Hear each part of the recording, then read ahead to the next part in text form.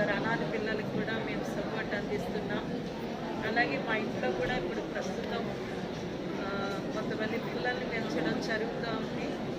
100 మంది పిల్లలు ఉన్నారు మా దగ్గర.